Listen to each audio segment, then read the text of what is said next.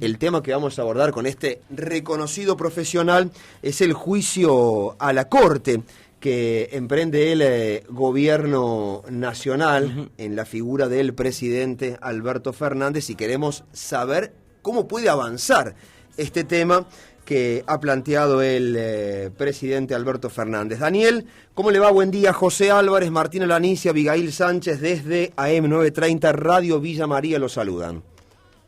Muy bien, buen día. ¿Cómo están ustedes? Gracias por llamarme. No, por favor, es un placer, Daniel, poder dialogar con usted y que podamos entender cómo avanza este tema del juicio a la Corte que ha planteado el presidente Alberto Fernández. Y yo lo veía a usted ayer en una entrevista en un canal capitalino, donde señalaba que no puede ir contra la Corte en su conjunto como un colectivo, sino que tiene que ser uno por uno los integrantes de la misma.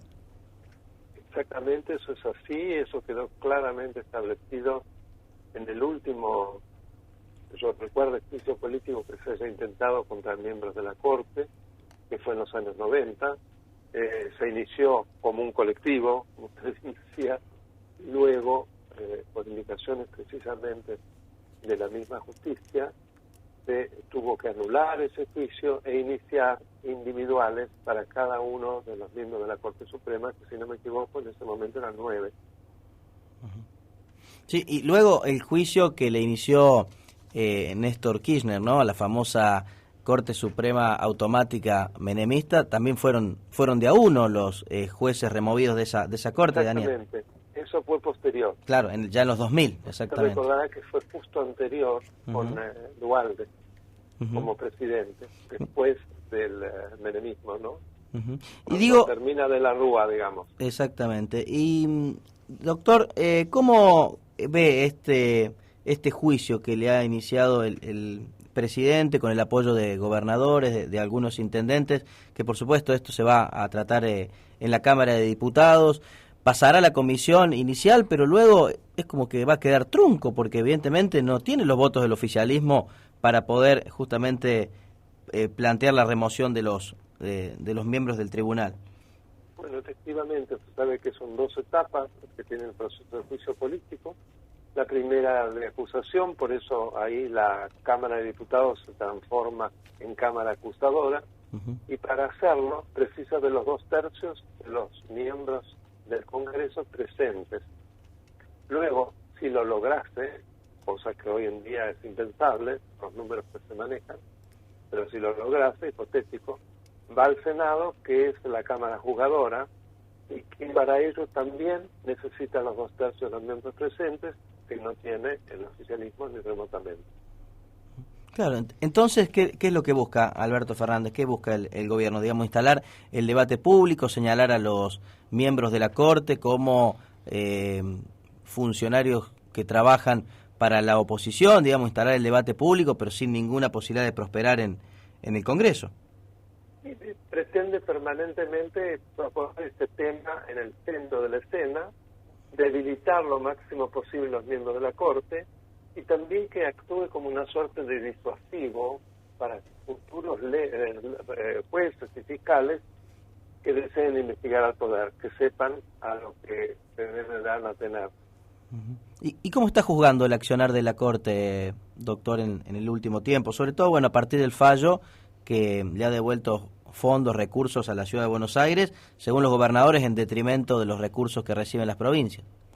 Yo iría más atrás. Creo que la Corte en los últimos 2-3 años ha dictado una serie de fallos que van en la dirección de rediseñar el federalismo, de reinstitucionalizar el país, y me voy, si usted quiere, hasta el tema de la presencialidad en las escuelas porteñas, usted recordará, en donde exigió que allí, haciendo un análisis muy detallado precisamente de cómo se distribuyen las competencias en materia de salud y educación entre la nación, las provincias, la Ciudad Autónoma de Buenos Aires y los municipios, llegó a la conclusión de que la Ciudad de Buenos Aires tenía el poder como para restablecer la presencialidad de los niños en las escuelas primarias de su territorio.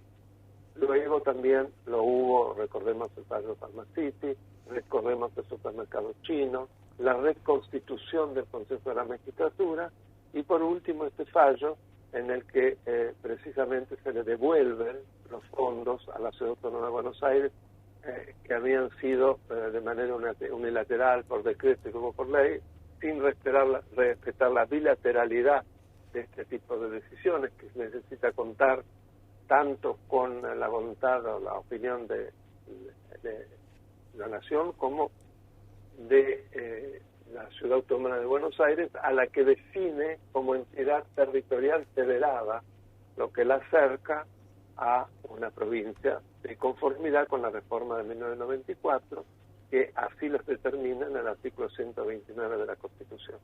Bien, ante todo esto que está planteando Daniel, estamos ante una crisis, no sé si ese es el término, institucional. Provocada y gravísima. ¿Y cuál es el futuro de este conflicto, doctor? Digo, porque si el gobierno no tiene los votos para remover a los miembros de la Corte y la Corte continúa emitiendo fallos que no le gusten al poder central de Casa Rosada, digo, ¿cómo convivir, no? Porque evidentemente tiene que haber un equilibrio entre los distintos poderes, entre el Ejecutivo, el Legislativo y el Judicial. Y hoy vemos que no hay equilibrio, al contrario, hay una guerra entre todos. E institucionalmente, ¿cómo impacta eso en la vida de todos nosotros?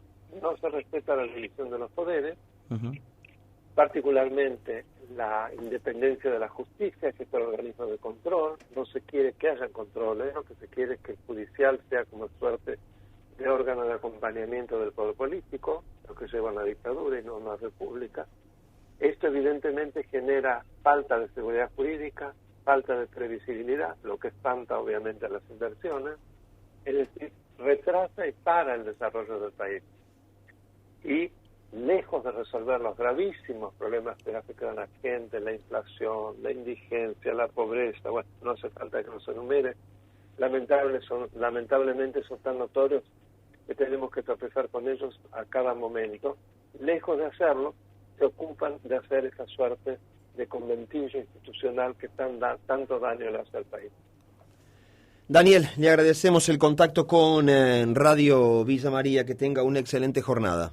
Igualmente para ustedes, ha sido un placer. Yo le pedí a la productora que una vez que tenga el audio que me lo mande, porque yo lo subo a mi canal de YouTube. Que tiene muchísimas visitas. Recuerde el nombre de su canal, Daniel. Mi canal es Daniel Alberto Sapsay en YouTube y en la actualidad ya tenemos más de 56.000 suscriptores. Muy bien. Muy bien. Allí le vamos a enviar la nota, entonces así la puede compartir. Muchísimas gracias y les deseo muy feliz año. Muchas gracias igualmente al abogado constitucionalista Daniel Sapsay, haciendo referencia a este